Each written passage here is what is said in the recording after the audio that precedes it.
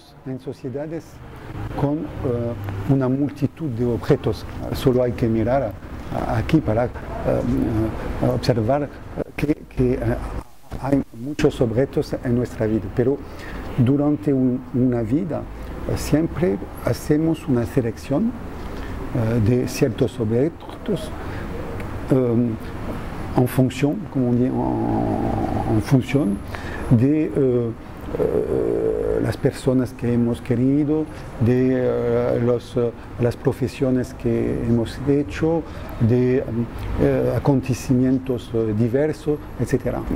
El resultado es que hay objetos que son más investidos que otros con nuestros afectos, ¿eh? Y esos objetos que son más investidos que otros con nuestros afectos son muy útiles para nosotros cuando tratamos de dar una coherencia a nuestra vida, porque es una manera de tener, de repararse.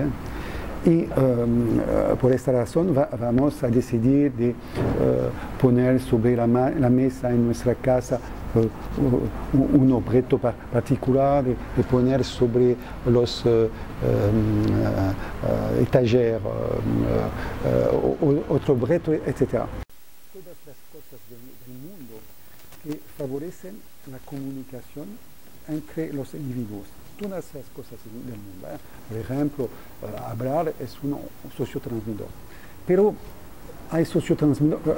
La idea del sociotransmisor corresponde si quieren, a los neurotransmisores en el cerebro. En el cerebro, neurotransmisores permiten las conexiones entre los neuronas y los sociotransmisores permiten las conexiones entre los individuos. Entonces hay muchas cosas que son sociotransmisores, pero los objetos materiales y ciertos objetos son mejores sociotransmisores que otros. La primera razón es porque un objeto se ve muy bien, tiene una forma, tiene un color, etc., tiene una historia. Y además el hecho de un investimiento afectivo dentro del objeto hace que es más eficaz cuando se trata de establecer una comunicación con otro. Por ejemplo, dentro de una familia, la fotografía de un abuelo o un libro que ha pertenecido a la familia desde muchas generaciones. Este objeto va a tener un contenido afectivo muy grande y eso favorece la reunión de la familia alrededor de la memoria de la familia. Par exemple, une personne dans une maison qui vient de perdre un proche, un jour va ouvrir un placard, va découvrir un linge, elle va le sentir, ce linge, et immédiatement l'image de la personne disparue va l'envahir, mais pas seulement l'image, tout un ensemble d'émotions, ça peut être des joies, ça peut être des moments difficiles, mais tout ça va ressurgir au moment où la personne va ouvrir l'armoire et sentir le linge de la personne disparue. Eh bien, quand cela se produit, c'est parce que l'odeur active toute une région du cerveau qui est le système limbique, le thalamus et puis toute la partie aussi du cortex frontal, du néocortex frontal, mais surtout le système limbique qui est une région qui gère les émotions, si on veut, hein, c'est une région de contrôle des émotions. Et cette association donc très forte dès la mise en place du souvenir olfactif entre l'odeur et l'émotion fait qu'on peut considérer que les odeurs, qui pourtant ne se voient pas, sont elles aussi de très bons sociotransmetteurs. Hein. Elles véhiculent tout un ensemble d'informations de manière très efficace. Et on a de multiples exemples de ce lien entre une odeur et le fait de retrouver tout le contexte sensoriel, émotionnel d'un souvenir.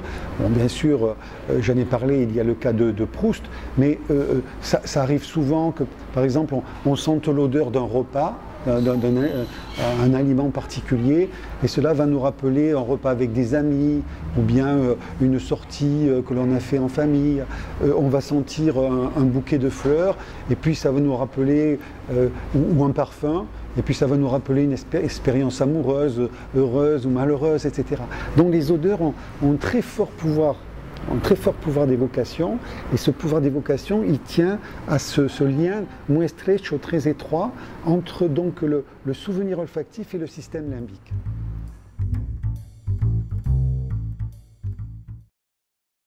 Lo he dicho, vivimos en un entorno de objetos, y esos objetos son una forma de prolongación de nosotros. Es decir, que no existimos nosotros solos con nuestra mente y hasta no únicamente con nuestro cuerpo, existimos con objetos, por ejemplo, muchos objetos que están aquí. Y en antropología lo que fue una evolución muy importante de la disciplina fue la atención llevada a lo que se llama la cultura material. La cultura material. Y los objetos, claro, pertenecen a la cultura material. Y la comprensión de la cultura material, de los objetos, es un modo de comprender las maneras de ser, de hacer, de pensar, de sentir de la gente. Entonces es una cosa muy, muy importante.